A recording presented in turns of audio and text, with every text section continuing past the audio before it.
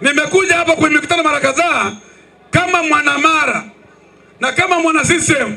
Sifurahishwi na baadhi ya viongozi wa wilaya zetu katika mkoa wa Mara. Wanatukwamisha, wanafanya makosa ya kikanuni. Mimi naweza kuwa mwenyekiti wa wilaya, mimi naweza kuwa mjumbe wa kamati ya siasa na nikawa sikuungi mkono, lakini hautajua kama sikuungi mkono.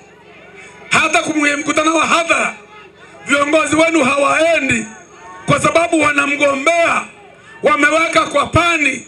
Alafu nataka mchange hela, mumpe VEDA aende kuchukua fomu kwenye ofisi hiyo hiyo. Alafu sisi tukae nje tunasubiri VEDA, kipenzi chetu, kaka yetu, mbunge yetu tunayemtaka sisi, hao wenye mgombea wakamjadili. Yule fili utamwandikia nini huyu? Kama imefikia hatua hauwezi kwenda kwenye mkutano wa mbunge wa Chama cha Mapinduzi ukiwa hadharani hivi ukaficha hata aibu ndani ya chumba kwenye kona nne, utamwandikia nini? Kwa mimi na VEDA tumejipanga kukataa maoni ya kamati ya siasa ya Msoma na ya Tarime kwa sababu wale wana wabunge wao. CCM oye! Sisi hatuwezi kuwa wajinga. Tunajua kusoma na kuandika.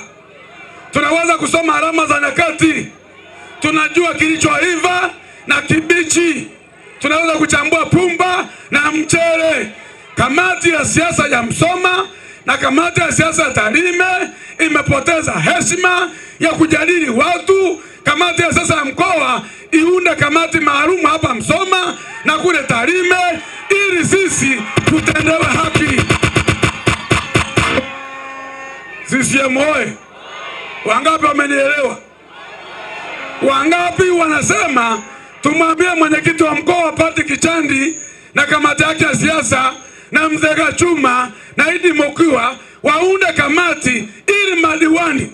Hivi leo yule meya amepambanishwa tangu ameingia kwenye meya mpaka leo miaka 5. Uongo kweli? VEDA ameshughulishwa, ameshughulikiwa, amesemwa, ametukanwa miaka 5. Uongo kweli? Hao wanaopanga njema ni viongozi. Ile kamati ya siasa huyu ana mwenyekiti wa vijana tu. Uongo VEDA? Ndio mwenyekiti nitamtafuta nimpe zawadi ya Mungu. Yule ndio mwanaume anatakiwa. Mwenyekiti wa vijana hapa amekufa na mbunge wake. Mimi kwa maneno ambayo nasikia mnamfanyia VEDA viongozi wa chama hapa wilaya, fitina ambayo inatengenezwa. Sasa unatuambia hapa kwamba eti VEDA amechoka. Umempima kwa mzani gani?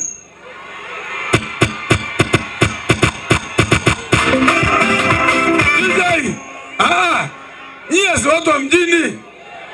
Mimi ni mbunge wa Tarime vijijini, lakini sio mtu wa kijijini. Na mimi pia nimekaa mjini. Sasa mnisikize niwape habari zenu.